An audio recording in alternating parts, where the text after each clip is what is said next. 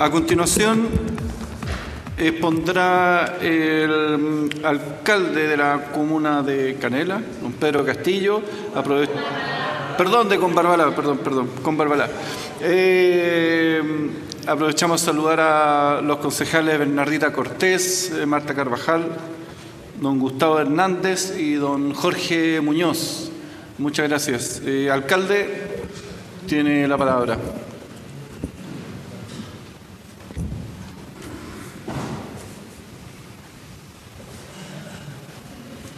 Bien, muy buenos días. Quisiera saludar a la presidenta de la Comisión de Recursos Hídricos, de Certificación y Sequía, la diputada Adriana Muñoz, a el resto de los honorables diputados y diputadas que nos acompañan, a la señora alcaldesa que me precedió en la exposición y a los señores concejales que están acá con nosotros, a los profesores, docentes, especialistas y a todas las personas que están esta mañana en esta jornada.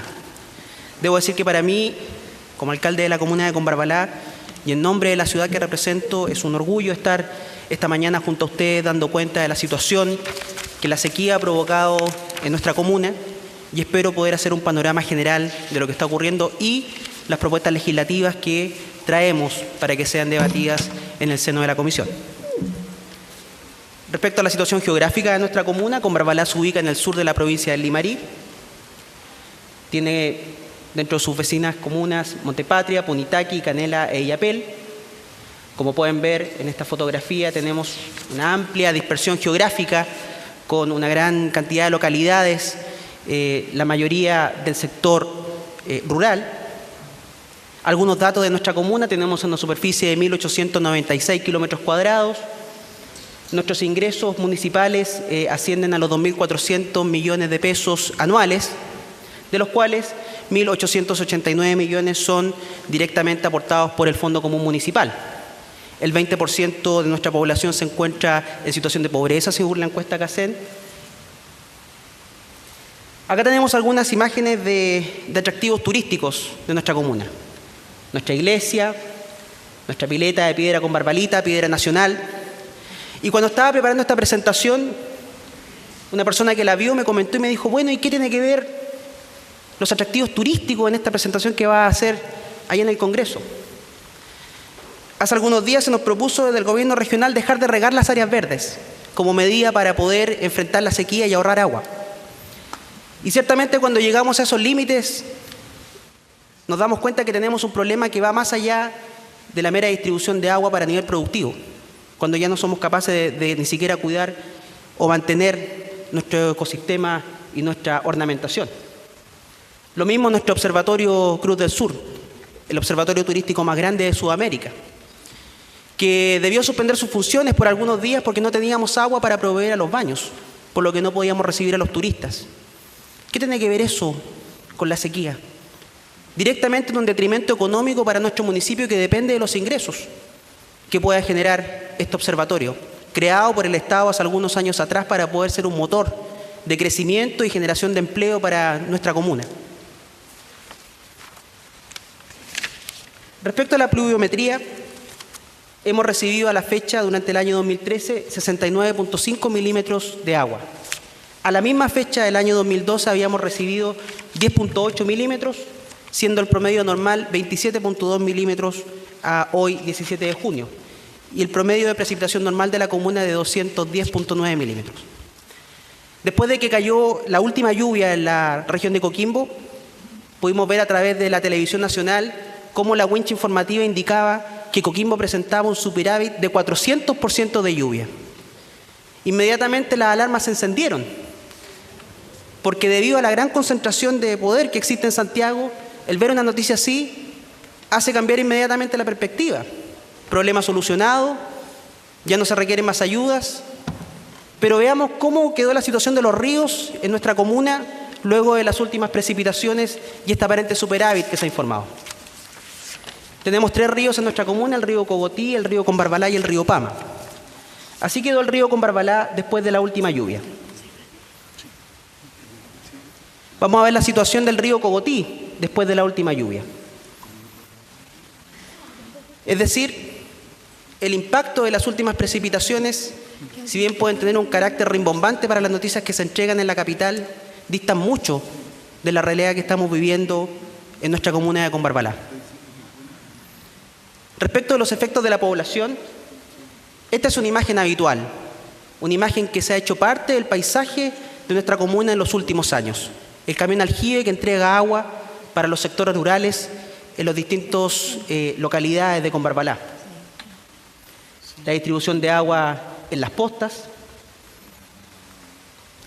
A modo de resumen, y viendo la situación comunal respecto a toda la provincia de Limarí, en Combarbalá tenemos 5.690 personas que están recibiendo agua a través de camiones aljibes, de una población que fluctúa en los 2.800 personas. 672.500 litros por semana se reparten en 79 puntos de suministro, en una comuna donde no más del 10% tiene caminos pavimentados. Tenemos 6 camiones que son arrendados por ONEMI, más uno de propiedad municipal, que de lunes a sábado deben repartir agua en los distintos sectores. Esta es una imagen que se repite día a día en los campos de nuestra comuna, donde el camión debe detenerse en muchas casas para poder entregar el vital elemento. Un trabajo que es largo, que es agotador, que ha requerido de un gran esfuerzo municipal para contratar al personal de apoyo de estos camiones, más el arriendo que hace la Intendencia de la región de Coquimbo. Por lo que, ciertamente, el entender la sequía como un fenómeno puntual ha sido un error que nos ha llevado a tomar decisiones, en muchos casos, tardías. No entender esto como un problema sistémico. Respecto al ganado caprino, del que se hacía mención en la presentación del profesor de la Universidad de Chile hace algunos minutos, Combarbalá ha perdido el 50% de su masa caprina, con una considerable reducción del volumen de leche, a través de lo que genera una disminución de la producción de quesos, y la pérdida estimada para el sector durante el año 2012 fue de 180 millones de pesos. Tenemos problemas de forraje, y traté de representarlo en esta imagen, que son las praderas donde pastan las cabras en la comuna de Combarbalá. A veces hablar de sequía, hablar de ganado caprino, parece una entelequia o algo que no existiera. Y es por eso que a través de estas imágenes quise mostrar y graficar lo que significa en el diario vivir de nuestros campesinos la pérdida de su masa productiva y de su única fuente de ingreso, que es el ganado caprino. Esta es una imagen que se repite mañana a mañana en los campos de nuestra comuna, cuando los crianceros ven que las crías han fallecido. Algunas medidas que han tomado los campesinos para tratar de salvar en algo su masa caprina tiene que ver con la alimentación de las cabras a través de mamaderas. ¿Cuáles son los requerimientos del sector y lo que se ha planteado en distintos foros y en distintos espacios de conversación? La profundización de vertientes, construcción de cortinas interceptoras de quebradas, la suplementación con fardos de heno y los kits antibióticos veterinarios. En la actualidad, INDAP está apoyando a los crianceros con las 2 últimas medidas. Las 2 primeras, que son las más sentidas por los crianceros y por los agricultores de mi comuna, siguen siendo evaluadas después de casi 7 años. Acá tenemos una imagen de una cortina interceptora que se construyó por un particular en la comuna de Combarbalá, que quiso compartir esta imagen con todos ustedes para que se pueda apreciar que efectivamente es una solución que de alguna manera puede ayudar a recuperar las napas. Respecto a la agricultura, hemos tenido pérdidas del 68% en la producción del sector precordillerano, 80% en el sector secano y el 10% de pérdida de los árboles productivos. Se ha perdido también el 60% de la apicultura de nuestra comuna por falta de floración. Actualmente, y luego de las últimas lluvias, en nuestra comuna se iniciaron nuevamente las siembras, pero existe una incertidumbre latente de que estas siembras puedan llegar alguna vez a cosecha debido a que las napas no logran recuperarse con las últimas precipitaciones. Ahora bien, ¿cómo afecta esto a la gestión municipal, a una comuna como Combarbalá, que maneja los presupuestos que manifesté al principio de esta presentación. Tenemos acá una muestra de los gastos que se debieron asumir durante el año 2012. Hago mención a las plantas de tratamiento de agua servida, que es una zona gris del saneamiento sanitario rural, a propósito que es el municipio quien ha debido hacerse cargo de la mantención, de la reparación, de la actuación en caso de crisis, desperfectos de bombas, requerimientos de camiones limpiafosas, porque nunca se concretó el proceso de traspaso de estas a los sistemas de APR. Una marcha blanca que iba a durar 6 meses se ha prolongado por más de 6 años. Y en este momento las plantas de tratamiento, por los años de funcionamiento, por la mala mantención y por la escasa posibilidad que tiene el municipio de poder contratar profesionales que permitan hacer un adecuado manejo de las mismas, han llegado a situaciones de colapso, muchas de ellas requieren reemplazo, y además de eso, sus constantes desperfectos y alertas sanitarias producto de la misma sequía han hecho que el municipio debe invertir para hacer reparaciones. El 2012 también el gasto en camiones aljibes, que se componía del personal que estaba en estos camiones, del agua que compramos como municipalidad para poder repartir al sector rural, recordando que el sector urbano está bajo la concesión de la empresa sanitaria Aguas del Valle y el sector rural depende específicamente de la DOH y del aporte que haga la municipalidad. Y también el apoyo económico a los sistemas de APR que concurren permanentemente al Consejo Municipal solicitando apoyo para poder pagar sus cuentas de electricidad y de funcionamiento básico, por cuanto debido a la migración de las personas es insostenible el proceso de mantención a nivel del sector rural. Dicho todo esto, ¿cuáles son las propuestas que nosotros como municipalidad queremos presentar a la honorable comisión de la Cámara de Diputados? Primero que todo, modificar el Código de Aguas. Yo no soy abogado, soy médico, no tengo expertise en el tema legal, pero sí haciendo una pequeña recopilación de la legislatura. El año 1951, la ley 9.909 fue el primer Código de Aguas disponible. Luego, el decreto 162 del año 69 refunde este Código de Aguas con la ley 16.640, que ustedes bien conocen, en la reforma agraria. Y en estos dos cuerpos legales tenían incluido un artículo donde se dejaba consignado que el orden de preferencia para la utilización del agua era en primera instancia la bebida y el servicio de agua potable. En la década del 50 y también en la década del 60 y 70, el agua potable constituía la principal importancia, el eje para el uso y la utilización del Código de Aguas. Luego los centros industriales, luego el uso doméstico y saneamiento y otros usos.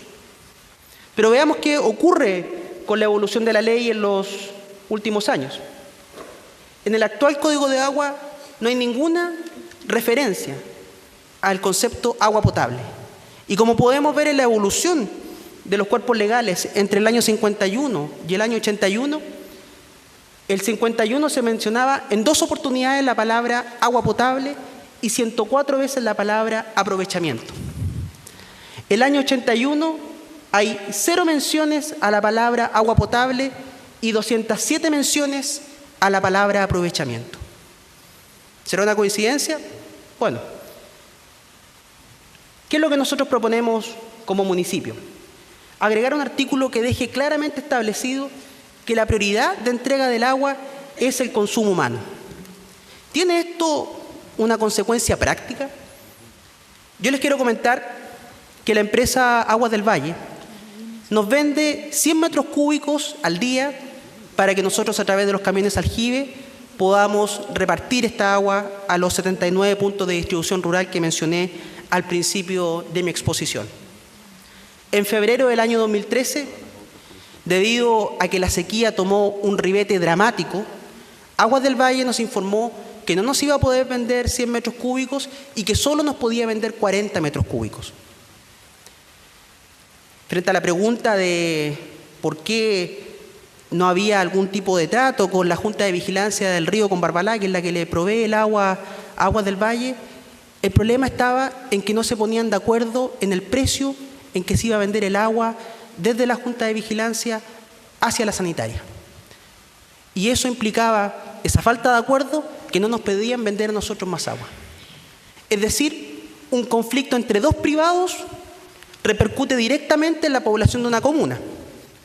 Una comuna pobre, con pocos electores, una comuna que quizás no está en el primer plano nacional, por lo que pasaron aproximadamente 25 días donde las frecuencias de distribución llegaron incluso a 15 y 20 días.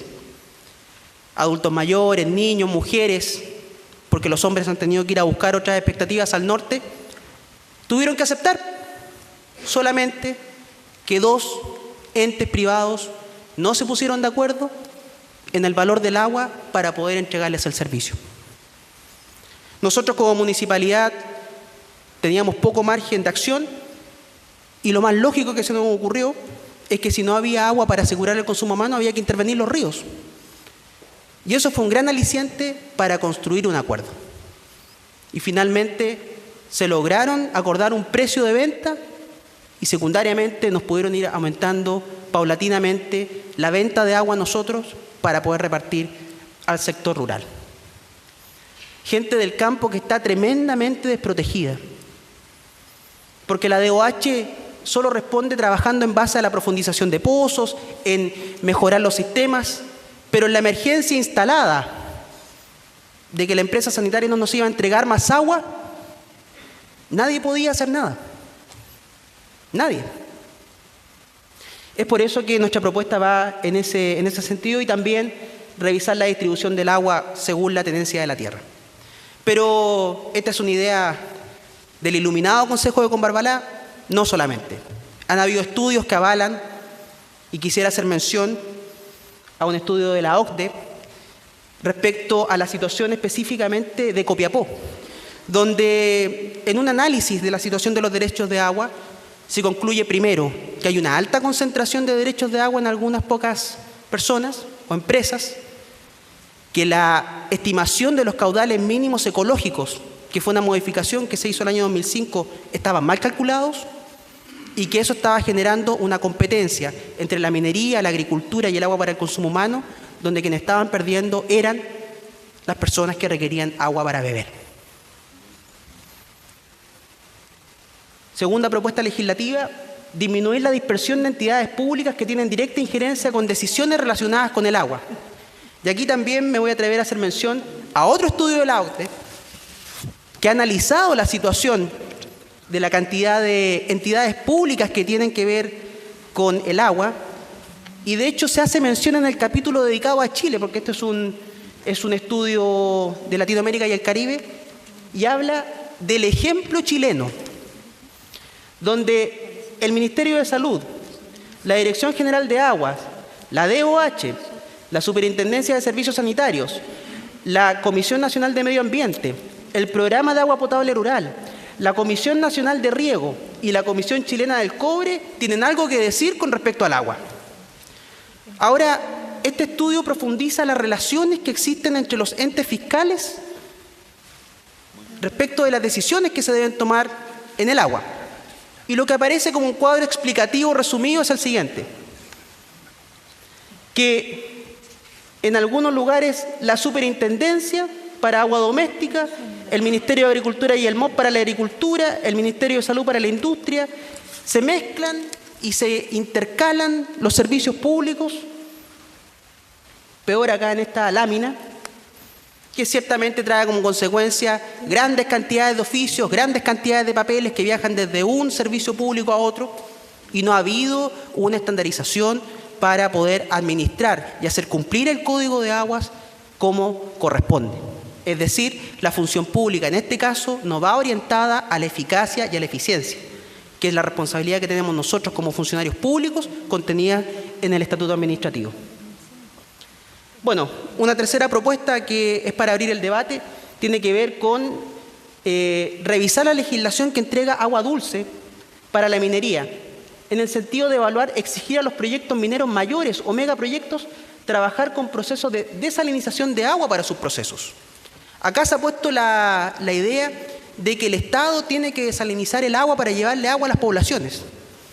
¿Por qué no podemos cambiar la mirada y pedirle a las empresas que tienen grandes inversiones que desalinicen ellos el agua para poder hacer sus procesos y se dejen de sobreexplotar los pozos y el agua profunda de nuestras napas? Es una propuesta que está abierta para el debate. El cuarto punto, elaborar una legislación que establezca la dependencia técnica de los sistemas de alcantarillado directamente del MOP y su departamento especializado, la DOH.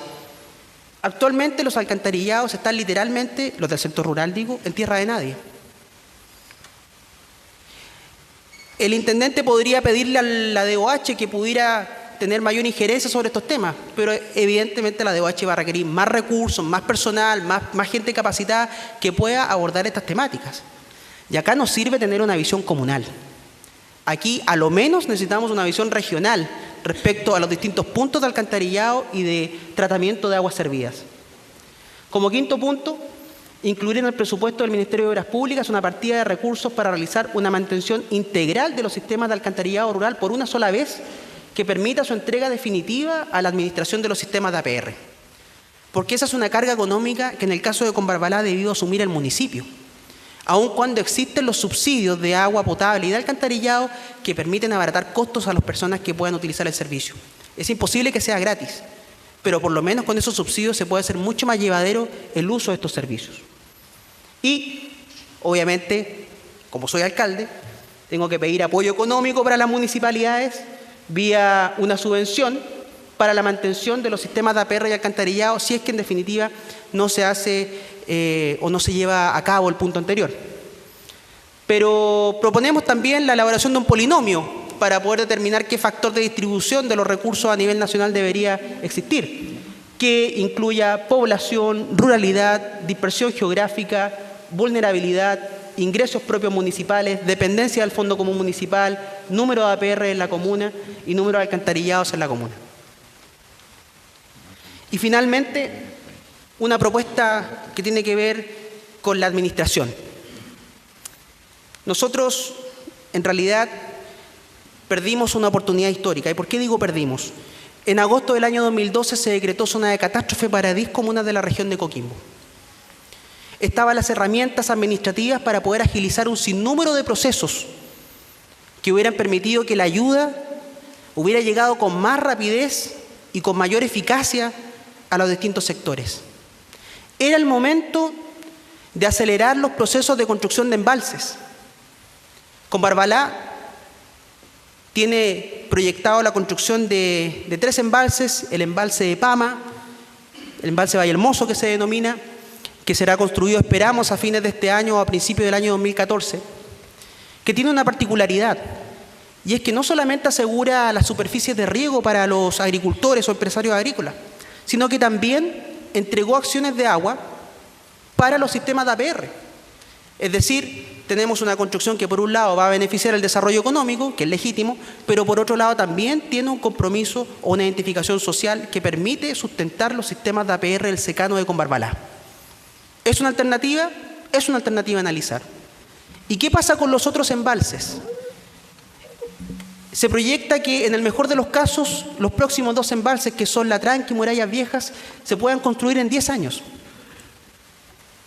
Es decir, vamos a estar aquí en 10 años más hablando de la sequía que ya lleva 17 años en nuestra comuna. No. Este era el momento donde se debieron tener una visión de futuro respecto al manejo hídrico. Alcalde, lo interrumpo, estamos en el tiempo. Ya, voy a terminar con esto. Gracias. Nosotros en nuestra región de Coquimbo tenemos el denominado Plan Máster Hídrico, que es un nombre muy rimbombante, casi de preparación para una invasión alienígena, pero es básicamente la visión que tiene el gobierno regional respecto al uso del agua. Ese era el momento para que ese Plan Máster Hídrico se hubiera transformado y convertido en infraestructura real que nos permita no discutir de quién va a ser el agua, porque esa es la discusión que nos ha diluido. Y mientras seguimos peleando cuánta agua va a llegar a cada cual, el agua sigue pasando por el río al mar. Y vamos a estar así muchos años más.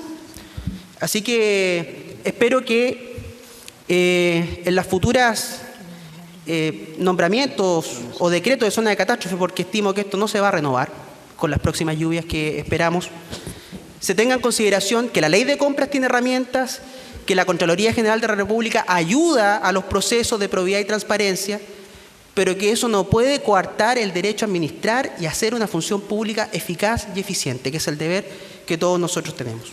Por su atención, muchísimas gracias.